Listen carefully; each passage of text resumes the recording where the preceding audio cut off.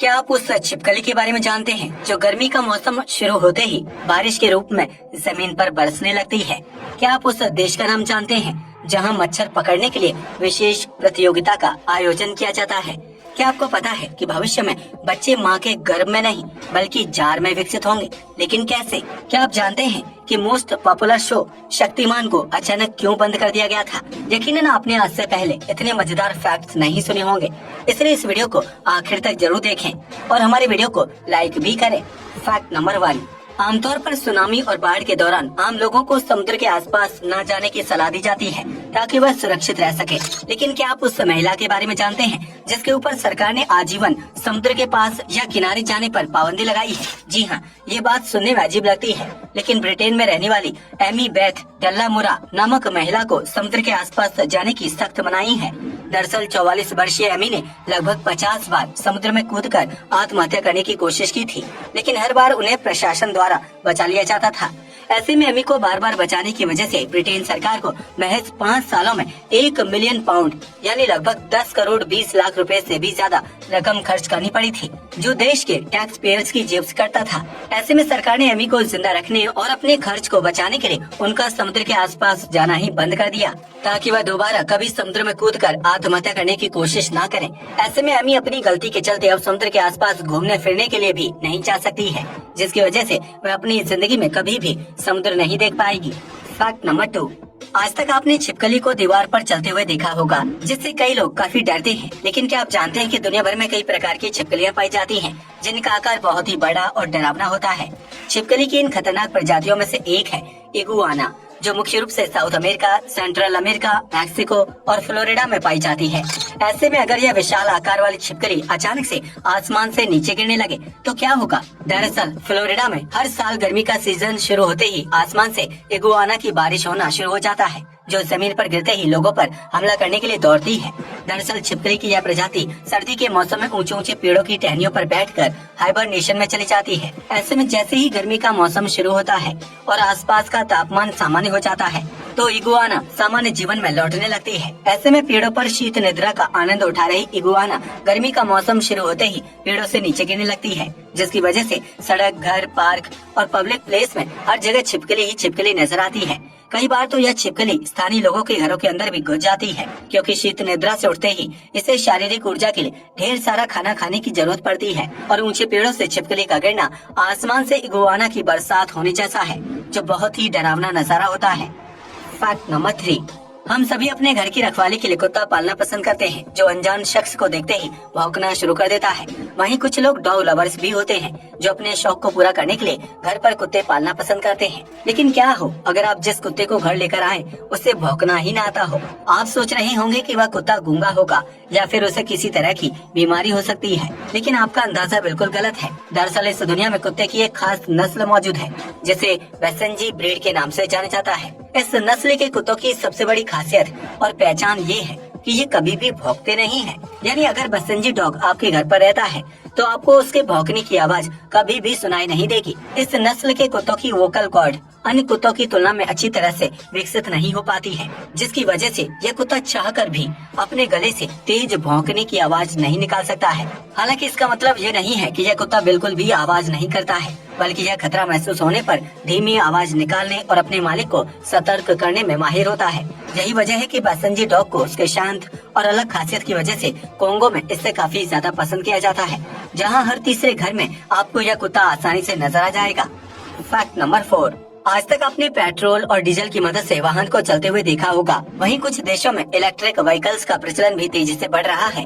हालांकि ये सभी चीजें कहीं न कहीं प्रकृति के लिए नुकसानदायक साबित होती हैं, जिसका बुरा असर हम इंसानों की जिंदगी पर पड़ता है। ऐसे में एक ब्रिटिश केमिस्ट सैफुल इस्लाम ने नींबू से ऊर्जा बनाकर गाड़ी चलाने का कारनामा कर दिखाया है, जिसकी वजह से उनके नाम वर्ल्ड रिकॉर्ड दर्ज किया गया है।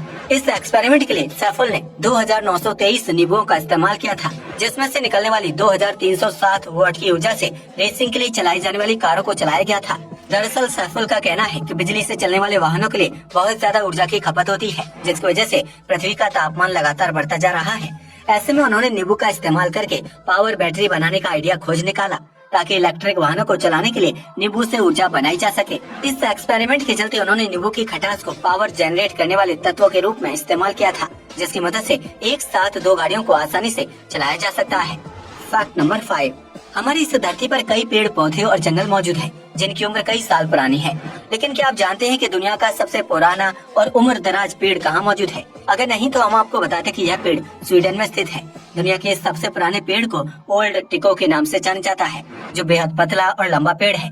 इस पेड़ की अनुमानित उम्र 10,000 साल है, जो अब तक बूढ़ा नहीं हुआ है और निरंतर बढ़ता जा रहा है।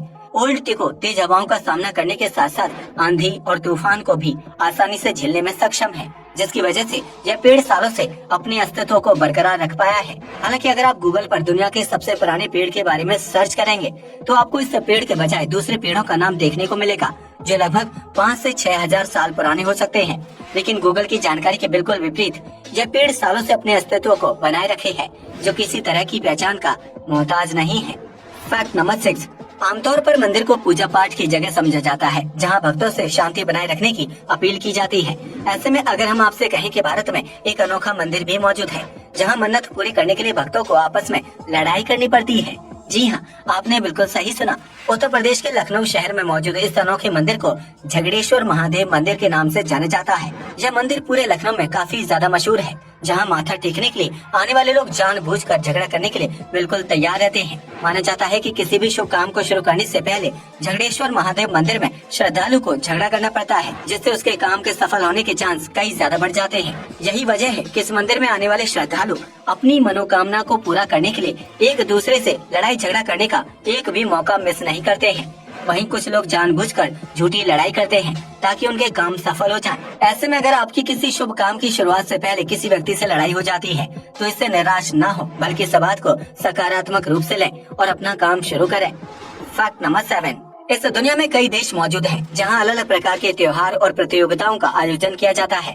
लेकिन क्या आपने कभी मच्छर पकड़ने वाली प्रतियोगिता के बारे में सुना है? अगर नहीं तो आज जान लीजिए। जहां एक तरफ भारत में गर्मी या बरसात का मौसम आते ही डेंगू और मलेरिया जैसी बीमारी फैलाने वाले मच्छरों को खत्म करने की मुहिम शुरू हो जाती है, वहीं दूसरी तरफ फिनलैंड में ज्यादा से ज्यादा मच्छर पकड़ने के लिए प्रतियोगिता का आयोजन किया जाता है।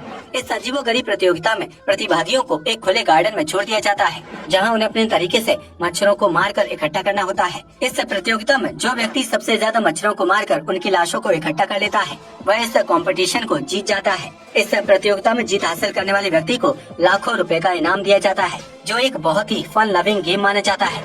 तो अगर आप भी मच्छरों को मारने में एक्सपर्ट हैं, तो आप फिनलैंड में हर साल गर्मी के मौसम में आयोजित होने वाली इस प्रतियोगिता में हिस्सा ले सकते हैं। फैक्ट नंबर 8, आज तक पूरी दुनिया में बच्चे को जन्म देने की जिम्मेदारी सिर्फ महिलाओं की है, जो लंबे समय तक कई तकलीफों को झेलते हुए बच्चे को अपने गर्भ में पालती हैं। लेकिन आपको यह जानकर हैरानी होगी कि बच्चे को मां के गर्भ के अलावा जार में भी विकसित किया जा सकता है, जो विज्ञान के क्षेत्र में एक नई क्रांति लाने वाला कदम साबित हो सकता है। दरअसल हाल ही में चीन के वैज्ञानिकों ने एक अनोखी तकनीकी को विकसित किया है, जिसके जरिए भ्रूण को मां के गर्भ के अलावा जार में ही विकसित किया जा सकेगा। इस तकनीकी को बनाकर चीन के वैज्ञानिकों ने पूरी दुनिया में सबसे अलग एक्सपेरिमेंट कर दिखाने का कमाल किया है, जिसके जरिए वह लैब में जार के अंदर बच्चे को विकसित करने की टेस्टिंग कर रहे हैं। अगर ये टेस्ट सफल हो जाता है तो चीन समेत पूरी दुनिया के पास बच्चा पैदा करने का एक दूसरा विकल्प मौजूद होगा, और इसकी वजह से महिलाओं को लंबे समय तक दर्द झेलने की जरूरत नहीं पड़ेगी। आपको बता दें कि इस तकनीकी के जरिए जार में एक खास तरह का फ्लूइड भरा होता है, जो गर्भावस्था के दौरान सिर्फ महिला के गर्भाशय में विकसित होता है।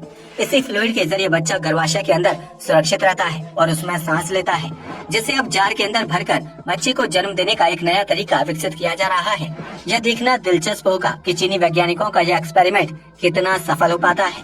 फैक्ट नंबर 9, 90 के दशक में पैदा होने वाले बच्चों का बचपन बहुत ही शानदार हुआ करता था, क्योंकि उस दौर में टेलीविजन पर शक्तिमान नाम का एक बहुत ही पॉपुलर शो प्रसारित किया जाता था। शक्तिमान की कहानी जादू और एक्शन से भरी हुई होती थी, जिसका पहला एपिसोड 6 सितंबर 1997 को दूरदर्शन पर प्रसारित किया गया था। ऐसे में देखते ही देखते शक्तिमान हर बच्चे की पहली पसंद बन गया, जिसकी कॉस्ट्यूम बाजार में बड़े पैमाने पर बिका करती थी। ऐसे में साल 1997 से 2005 तक शक्तिमान का नियमित प्रसारण होता रहता था, लेकिन फिर एक दिन अचानक से दूरदर्शन ने शक्तिमान को प्रसारित करना बंद कर दिया था। दरअसल शक्तिमान सीरियल में शक्तिमान छत से हवा में गोल गोल घूमकर जंप करता था, जो बिल्डिंग से गिर रहे बच्चों को बचा लेता था।